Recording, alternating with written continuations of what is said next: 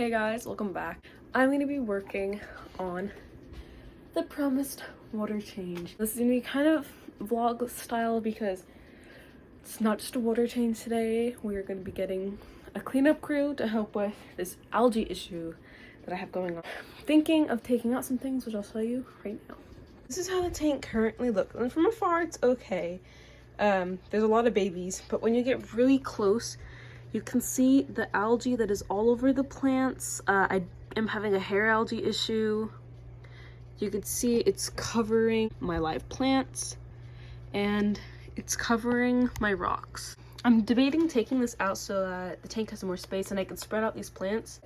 I'm in dire need of a cleanup crew, and I've always had a good time with shrimp, and I've had great experience with autos. I love them so much. And down here you could see our little assassin snail, which I never properly introduced. I had the assassin snail that I got from Steph, who's on Instagram. I'll put her name and all her stuff in the description. She's super awesome.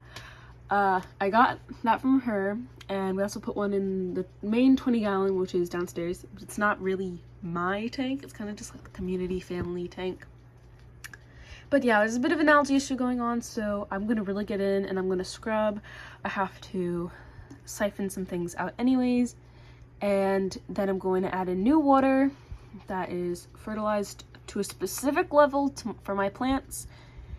And then later today we're gonna get some inhabitants to clean things up. So I'm gonna go ahead now and clean up the tank, but I'll show you the process of that.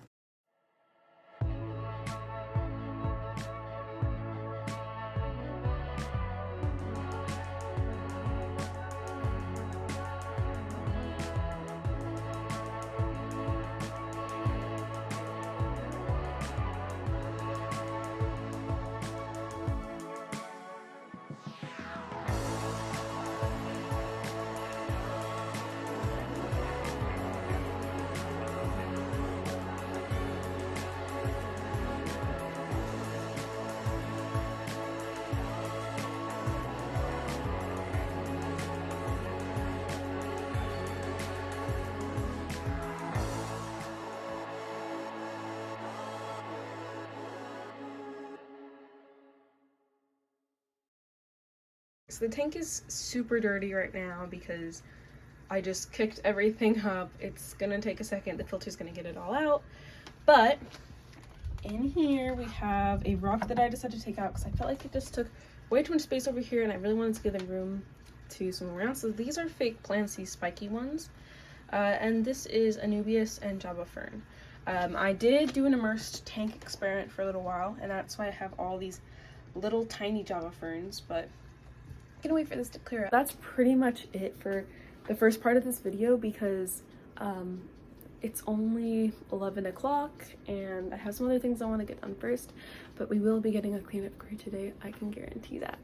Okay, so I'm preparing to go to Petco right now. I'm gonna pick up hopefully some shrimp, maybe some autos, and I'll let you know if I find anything else. So they ended up not having anything that I was looking for. They were just restocking today, so there were no shrimp at all. There were no autos, no fish my mom wanted. The heaters were not good, that my sister wanted to look for one. So might try to look tomorrow. Not really much I can do about that, so I'll check in whenever we go to the store. So it is 2 days later. We're gonna try going to the store again, see if they have the shrimp or anything, because last time we went they were restocking, so they didn't have anything in tanks yet, but we're gonna try. Okay, so my hair is super frizzy because I went outside and it was humid today, but I did end up getting 2 ghost shrimp from Petco along with 2 Punctus corridoras. Unfortunately they don't have autos anymore, but I've always had a good time with Corys, so I was like, okay, that works too. Unfortunately when we got them, we got home and I noticed that the Corys fin was a little ripped or torn, so I decided to just treat the tank, one with a little bit of Riddick Plus to help clear any thing that could be like a protozoal issue or any quick diseases and ick, obviously. So I put that in a quarantine tank so that hopefully we can get that cleared up. It's going to be in there for 1 to 2 weeks, but I'm going to show you what I have in the tank right now. Unfortunately, I was not able to film when I got them home or floating them to acclimate them to my water, but I am going to show you one of the ghost shrimp that I got is holding eggs right now. But a big fact about ghost shrimp is that they only release the eggs that can hatch in brackish water, which means I will not be having any babies unless I turn this into a brackish water tank. But I'm going to show you my tank so far. I want to add more live plants eventually, but I'm trying to grow out the Java ferns I have in there. But yeah, I have some cleaning up to do, and my camera keeps picking up on all of the guppies, but as you can see, the Cory is right there.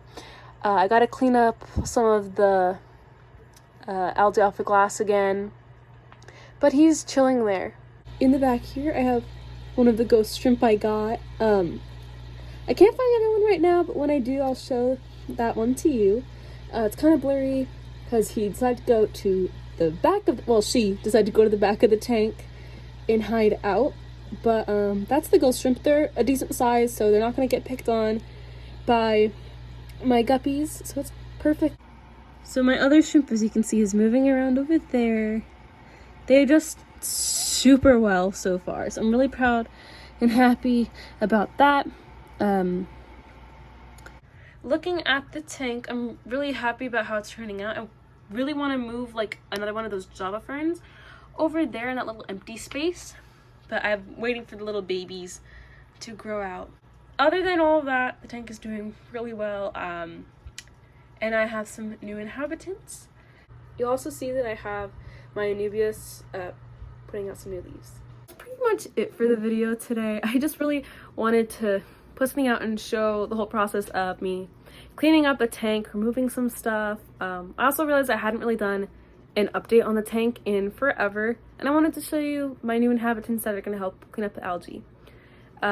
I'm not going to show downstairs because I don't want to show off my whole entire house, but I am going to say we got some platies, some cherry shrimp, and some neon tetras for our 20-gallon because we had our neon tetras since like 2016, 2017, and it started passing away recently, unfortunately, so we wanted to keep that school up so that they wouldn't be too aggressive at each other. We wanted to even out the aggression and get a proper school.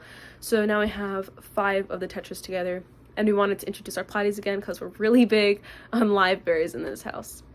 So yeah, that's really everything for today's video. Thank you all so much for watching. You know, I love you all, my Dalmatians. If there's any other videos you guys would like to see, let me know. I'll try to get something as fast as possible out. I'm also thinking of doing a crested gecko care video. I'm pretty sure I did one a little bit while back, but I was kind of a new owner back then, and I've had Pongo for a couple years now, and I think now that I've had that experience of a super picky crested gecko, that I can really go ahead and say my true thoughts on crested gecko care and whether it's a good beginner pet or not. As always, thank you so much for watching, and I'll see you in another video.